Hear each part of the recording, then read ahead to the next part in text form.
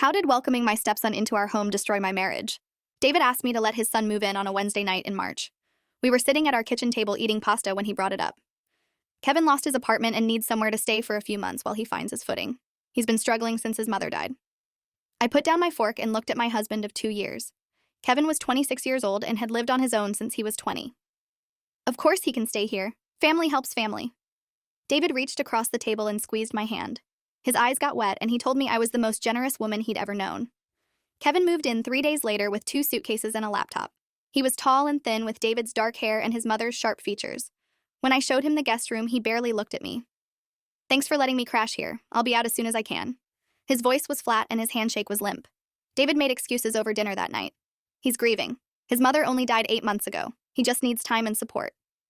The first week was fine. Kevin stayed in his room most of the time. I heard him on the phone talking about job applications and apartment searches. He ate breakfast after we left for work and was usually in his room when we got home. On Sunday, I made a big dinner and invited him to join us.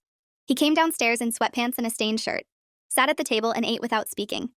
David tried to make conversation about jobs and Kevin gave one-word answers. After dinner, Kevin went back upstairs and David told me to be patient.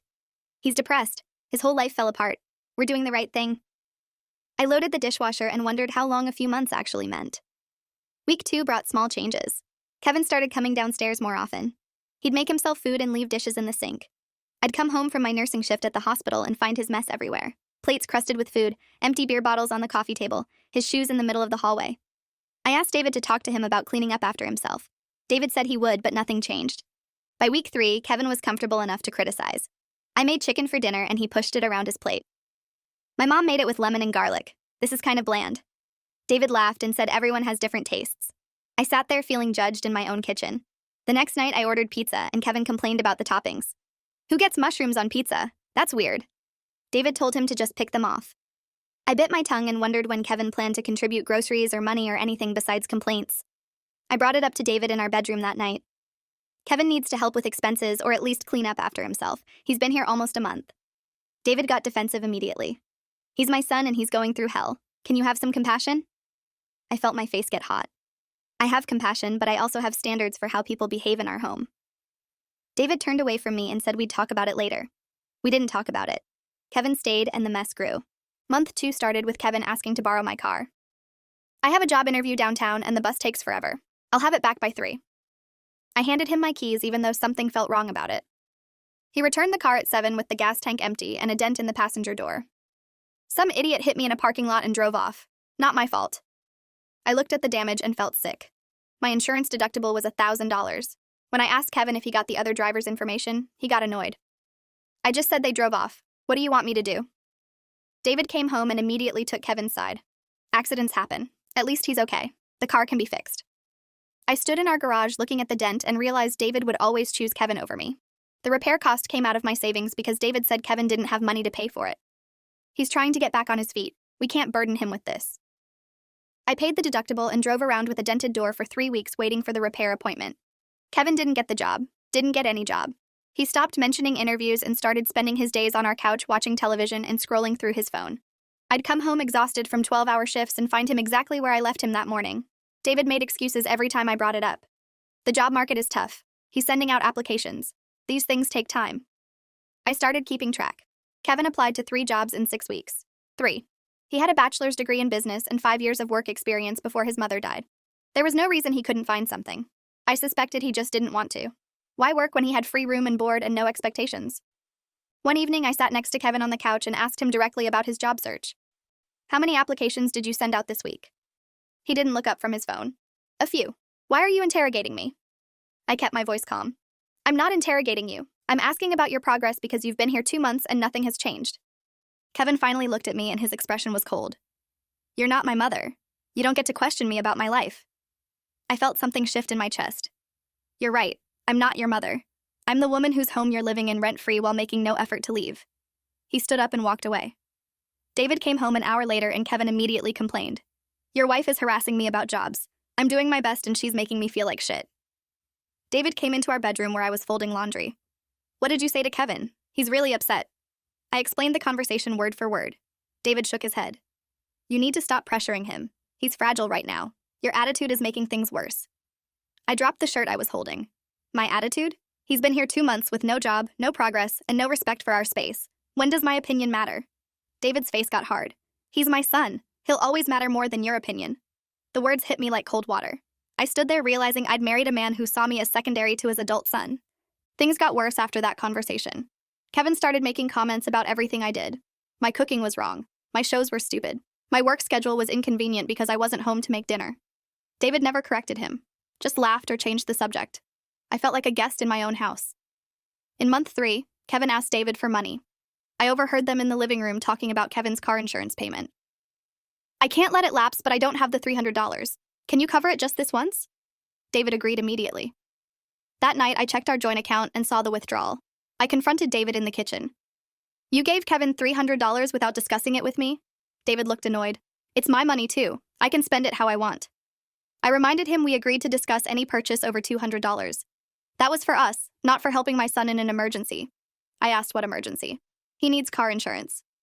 Kevin didn't have a job, didn't need to drive anywhere. The insurance was for a car that sat in our driveway unused. David told me I was being petty and walked away. The financial requests became regular after that. Kevin needed money for his phone bill, for gas, for clothes, for job interviews he never actually attended. David gave him cash every time. I watched our savings account shrink by $2,000 in 6 weeks. When I protested, David accused me of being selfish. He's my child. I'm not going to let him suffer because you're worried about money. I worked 50 hours a week at the hospital. David worked 45 as an engineer. We were comfortable but not wealthy. Giving Kevin $2,000 in 6 weeks was not sustainable. I tried to explain this to David, but he shut down every conversation. We're fine. Stop being paranoid.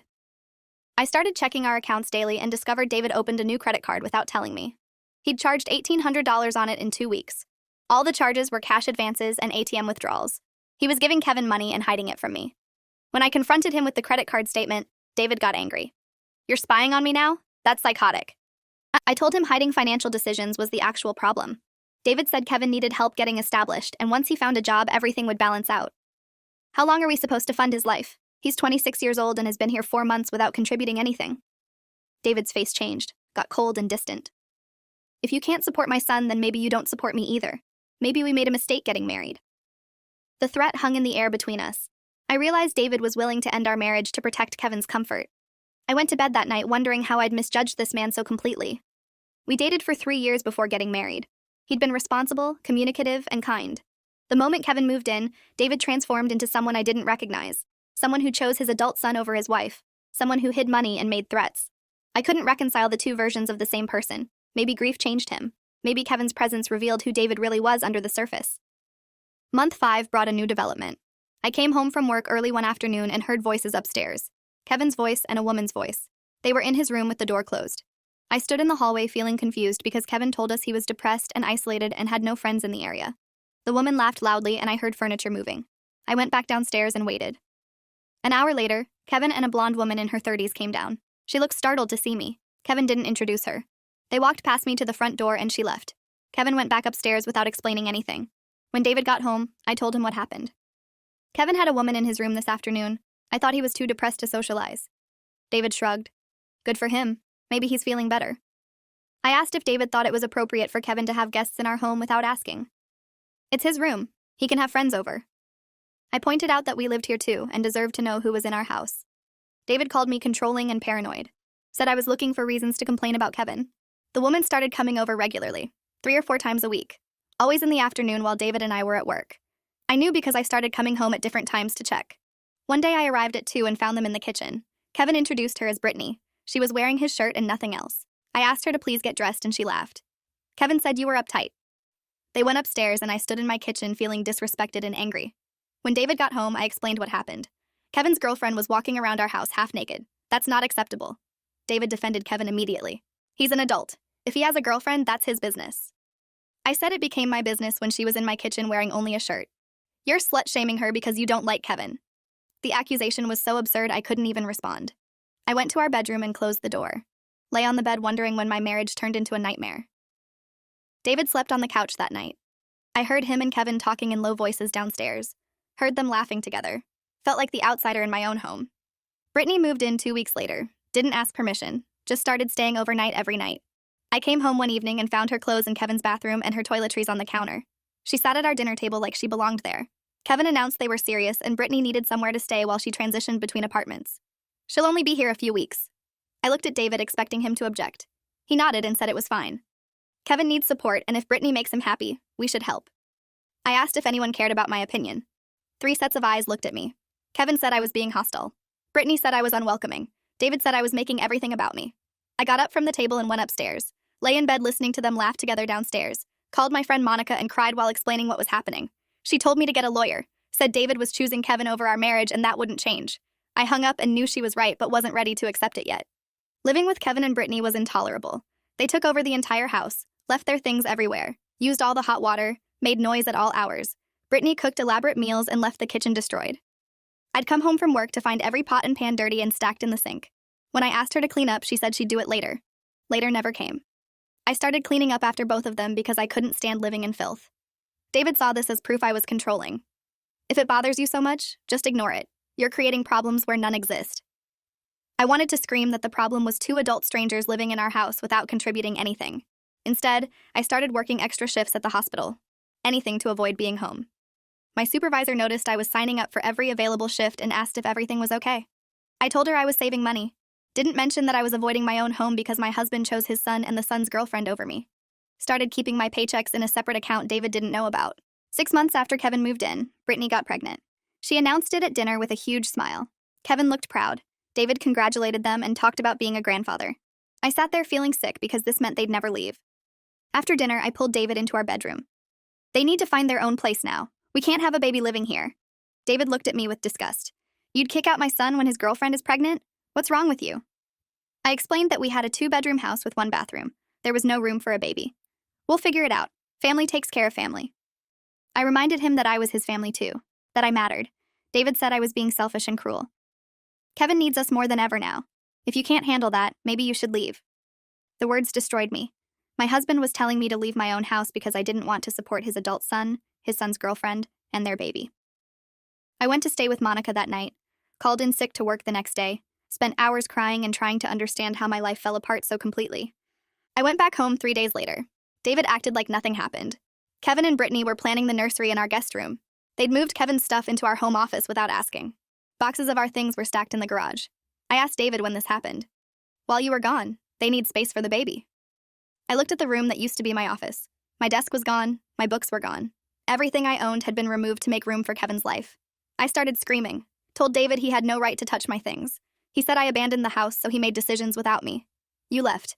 That showed me where your priorities are. I told him I left because he told me to leave. David denied saying that, said I was remembering wrong, gaslighting me about a conversation that happened 3 days ago. Kevin and Brittany watched from the hallway looking satisfied. I realized they wanted me gone. This was their plan all along. Get rid of me so they could have the house and David's money without interference. I called a lawyer the next morning. Margaret Chen specialized in family law and divorce. She listened to my story without interrupting. When I finished, she asked if I had documentation of the financial abuse. I showed her bank statements and credit card bills, showed her the separate account where I'd been hiding money. Margaret said I had a strong case for divorce and could probably get a fair settlement. Your husband diverted marital assets to support his adult son without your consent. That's financial misconduct. She asked about the house. I explained it was owned jointly, but I'd contributed 60% of the down payment from my savings before we married. We'll need to prove that. Get your bank records from when you purchased the house. I left Margaret's office feeling both relief and grief. Relief that I had options. Grief that my marriage was ending. I sat in my car and cried for 20 minutes before driving to work. Went through my shift on autopilot. Came home to find Kevin, Brittany, and David watching television together in my living room.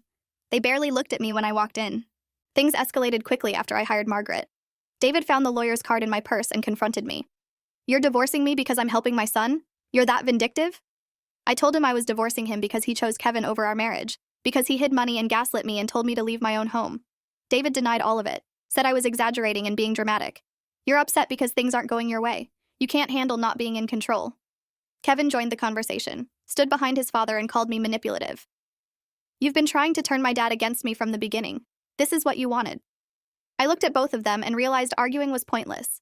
They'd rewritten history to make me the villain. Nothing I said would change their narrative. I went upstairs and started packing my things. David followed me. Where are you going? I told him I was staying somewhere else until we sorted out the divorce. You're abandoning our marriage over this? I turned and looked at him directly. You abandoned our marriage the day Kevin moved in. I moved in with Monica temporarily. Her apartment had 1 bedroom, so I slept on her couch. She worked from home and we'd have coffee together in the mornings before I left for the hospital. She asked me how I missed the red flags with David. Did he ever mention Kevin before you got married? I thought back. David talked about Kevin occasionally, but always in vague terms. Said they weren't close because Kevin's mother had turned him against David after the divorce. Said Kevin blamed David for leaving. I believed it because David seemed genuinely sad about the distance. Now I wondered if the story was true, or if David manipulated me from the beginning. Monica suggested David might have been looking for someone to help support Kevin financially. Think about it. You make good money as a nurse. You owned a house before you met David. He knew you were financially stable. The possibility made me sick. Had David married me just to have resources for Kevin? I didn't want to believe it, but the evidence supported Monica's theory. David pushed for joint accounts immediately after we married, put his name on my house, started talking about Kevin needing help within months of our wedding. Margaret moved quickly with the divorce paperwork. She filed within a week and had David served at work. He called me screaming, "You embarrassed me in front of my colleagues. How dare you have me served at my job?" I hung up on him. He called back 6 times. I blocked his number. Margaret said he'd contacted her office making threats. "He says you're stealing his house and his money." I told him that's not how divorce works. She explained that Washington was a community property state. All assets acquired during marriage would be split 50-50. However, you have documentation proving you contributed more to the down payment. We'll argue for a larger share based on that. She also filed for temporary support since I'd moved out of the marital home. You're entitled to half the household expenses while the divorce is pending. David refused to pay. Margaret filed a motion to compel. The judge ordered David to pay me $1,500 monthly until the divorce finalized. David sent the money with a note. "You're destroying our family for money. I hope you're happy." The divorce took 8 months. During that time, Kevin and Brittany's baby was born. David sent me a photo with a message saying I was missing out on being a grandmother. I looked at the photo of a wrinkled newborn and felt nothing. This child wasn't my family. Kevin wasn't my family. David wasn't my family anymore either. I deleted the message and blocked David's new number. Margaret deposed David and Kevin as part of the divorce proceedings. She wanted to establish that marital funds were used to support Kevin. David admitted under oath that he'd given Kevin approximately $8,000 over 6 months. Couldn't account for most of it. Said it went to food and gas and necessities. Margaret asked for receipts. David had none. The judge wasn't pleased. Kevin's deposition was worse. Margaret asked him about his job search. He admitted he'd only applied to 12 jobs in 8 months. Said he was dealing with grief and needed time. Margaret asked about Brittany. Kevin said they met 4 months after he moved in. Became serious quickly. She got pregnant within 2 months of dating. Margaret asked if he planned to support his child. Kevin said his father was helping them financially until he found work. Margaret called me after the depositions. Kevin's testimony helped our case significantly. He admitted to minimal job search effort and extensive financial support from your husband. The judge will see this as David prioritizing his son over marital obligations. She said we were likely to get a favorable settlement. I felt vindicated and exhausted. The divorce was costing me thousands in legal fees and destroying what was left of my emotional stability. I worked constantly to afford Margaret's retainer and to avoid thinking about my failed marriage. My supervisor pulled me aside one day and asked if I needed time off. Said I looked worn down. I told her I was fine. Went home to Monica's couch and cried myself to sleep. Monica sat with me on hard nights, brought me tea and let me talk through everything. She'd been through her own divorce 3 years earlier, knew exactly what I was feeling. "You'll get through this. One day you'll wake up and realize you're better off without him." I wanted to believe her but couldn't imagine feeling better about any of this. My marriage failed. My home was occupied by people who hated me. My husband chose his son over me. No part of that felt survivable. The settlement hearing happened on a cold morning in November. I sat next to Margaret in the courtroom watching David and his lawyer argue about asset division. David wanted to keep the house. His lawyer claimed he needed it for Kevin and the baby. Margaret argued that I'd contributed more to the down payment and deserved compensation. The judge reviewed our financial documents and bank statements, asked David to explain the $8,000 given to Kevin. David said it was supporting family during crisis. The judge asked if Kevin was disabled or unable to work. David admitted Kevin was physically capable of employment. Then why did you divert marital assets to support an able-bodied adult instead of prioritizing your marriage? David had no good answer. The judge ruled that the house would be sold and proceeds split 60-40 in my favor based on my larger down payment contribution. David would pay me $12,000 immediately to compensate for the funds he gave Kevin. I'd keep my retirement accounts and he'd keep his. The divorce was finalized that day. I walked out of the courtroom legally single and financially stable. David looked destroyed. His lawyer patted his shoulder and said something I couldn't hear. I saw Kevin in the parking lot after the hearing. He was holding the baby and waiting by David's car. Our eyes met and he glared at me with pure hatred. Brittany stood next to him looking smug. I realized they probably thought they'd won. David would keep the house and they'd live there forever rent-free. Now the house had to be sold and they'd need to find somewhere else. I got in my car and drove away without looking back. Margaret called me that evening. David's lawyer contacted me about the house sale. David wants to buy you out instead of selling. He's offering $80,000 for your share. I asked Margaret what she thought. She said the house was worth $350,000. My 60% share was $210,000. $80,000 is insulting. Tell him no. I agreed. The house went on the market 2 weeks later, sold in 6 days for $360,000. After paying off the mortgage and fees, I received $218,000. David received $142,000. He called me after the closing. You're making my son homeless. He has a baby. How can you do this? I told David that Kevin was an adult who needed to take care of his own family, that I didn't owe either of them anything. David called me heartless and hung up. I deposited my check and started looking for a new place. Found a small house 15 miles from the hospital. 2 bedrooms, 1 bathroom, a fenced yard. I offered asking price and closed in 3 weeks. Monica helped me move in. We painted the walls together and shopped for furniture. My new house was smaller than the one I shared with David, but it felt like mine. No one else had a key. No one else could make decisions about my space. I set up my bedroom exactly how I wanted it. Hung my books on shelves in the second bedroom. Made it into an office again. Sat at my desk the first night and felt peaceful for the first time in a year. Monica brought champagne and we toasted to new beginnings. You survived. You're stronger now. I wanted to believe her. Wanted to feel strong instead of damaged. Mostly I just felt tired and sad that my marriage ended because David couldn't establish boundaries with his son. 4 months after the divorce, David called from a number I didn't recognize. I answered without thinking. His voice was different, quieter and older. I need to tell you something and you need to hear it. I almost hung up, but something stopped me. David said Kevin and Brittany moved out 2 months ago, took the money from the house sale and left without telling him where they went. Kevin blocked my number, won't return my calls. I haven't seen my grandson in 8 weeks. I asked why he was telling me this. David's voice cracked. You were right about everything. Kevin used me, used us. I chose him over you and destroyed our marriage for nothing. I sat there holding the phone and feeling no satisfaction in being right. Just sadness that David learned this lesson too late. He kept talking. I know I don't deserve forgiveness, but I need you to know I'm sorry. I see now what I did, how I treated you. I'll regret it forever. I told him I accepted his apology, but it didn't change anything. Our marriage was over. He made his choices. David asked if we could try again. Start over with everything I taught him. I said no. Hung up and blocked the new number. I went to therapy starting in January. My therapist's name was Dr. Ramona Valdez, and she specialized in trauma and relationship recovery. I told her about David and Kevin and the whole nightmare. She listened and then asked me what I learned. I thought about it. I learned that I ignored red flags because I wanted the marriage to work. I learned that some people will always choose their children over their partners even when those children are adults. I learned that I deserve better than being someone's second priority. Dr. Valdez nodded. You also learned you're strong enough to walk away when a situation becomes intolerable. That's powerful. We worked on rebuilding my sense of self, on separating my worth from David's rejection, on understanding that his choices reflected his issues, not my value. Therapy was hard but necessary. Each session helped me let go of more anger, helped me see that David's inability to set boundaries with Kevin was his failure, not mine. I couldn't have changed him or fixed the situation. The only option was leaving. Dr. Valdez helped me accept that leaving wasn't giving up. It was self-preservation.